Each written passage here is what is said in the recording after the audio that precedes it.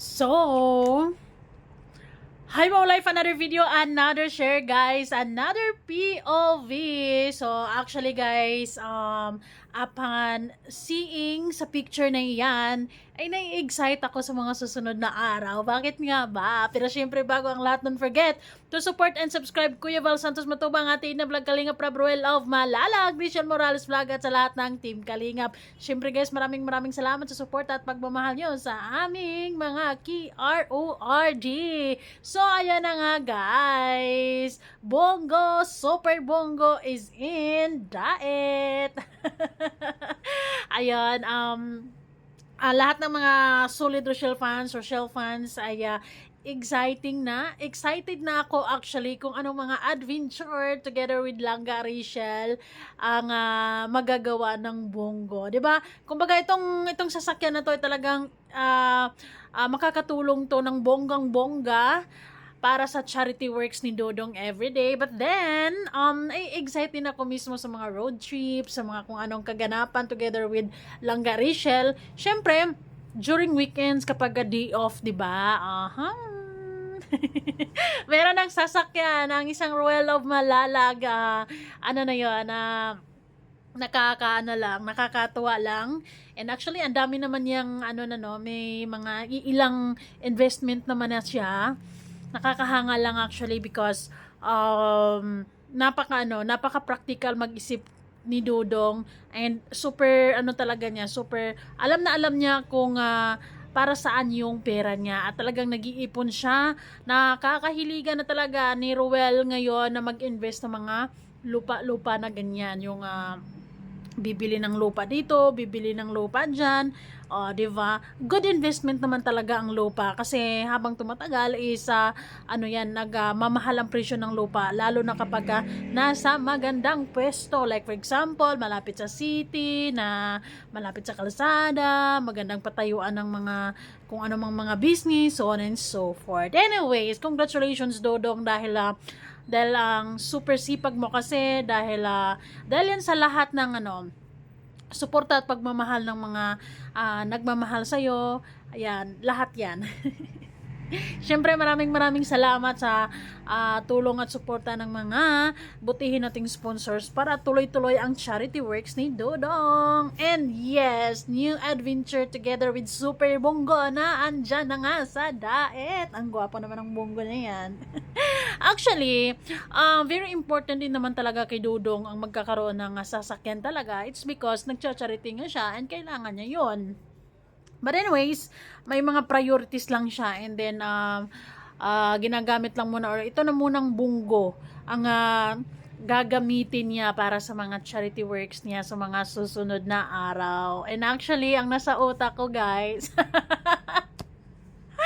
aside sa mga charity works, ay alam naman natin kung anong bukasyon ng isang Ruel of Malalag, alam naman natin kung anong laman ng puso niya. Syempre, isa sa mga dahilan kung bakit niya dinala yung Super Bongo na yan sa Daet is syempre for her or for his charity work mainly. And syempre hindi maiwasan or hindi ko maiwasan na isipin na magagamit talaga yan sa mga dates nila.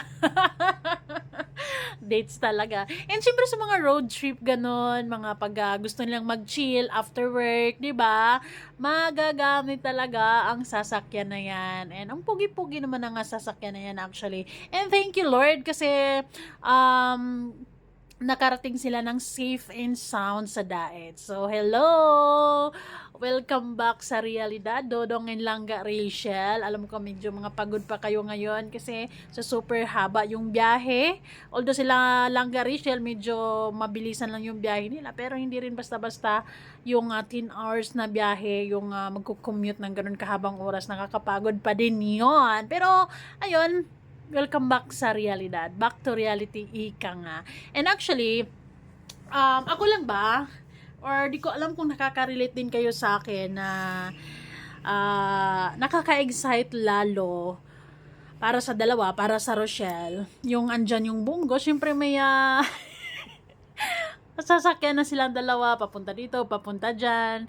Ay, front seat ang Disney princess dyan. Ay, nako. anyways, I am looking forward also na talagang makakabili din si Dodong or si Langga Rachel ng sarili nilang sarili nilang sasakyan. Actually, yun naman yung goal nila, kaya talagang sobrang sobrang hardworking sila sa araw-araw kasi ang dami nilang mga pangarap. For sure, ang dami nilang mga pangarap na gusto nilang tuparin na magkasama. And andito lang din tayong lahat para sumuporta at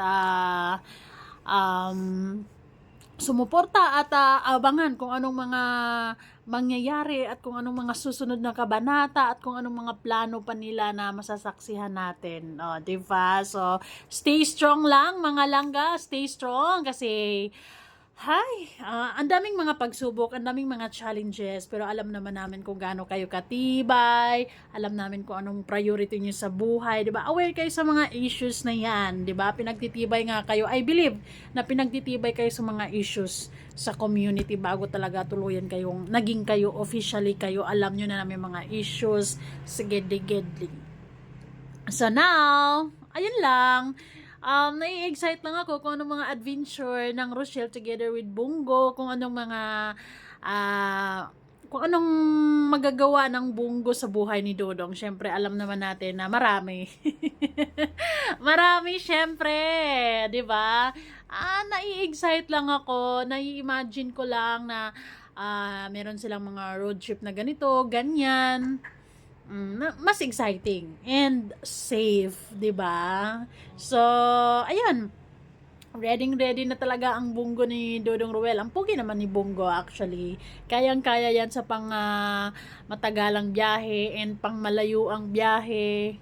If you just wanted to have a chill isang araw, like for example tuwing Sunday or Saturday after ang daming adventure na nasa isip ko, kapag kausapang Rochelle talaga, syempre happy, kilig moments nga iniisip ko talaga dyan, syempre naman, pero syempre balance naman ang life nila, 'di ba?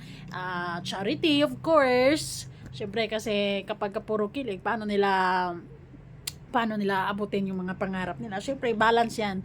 Trabaho and kilig. Ang mahalaga dyan is meron na silang magagamit na sasakyan. It's a big help for his charity works.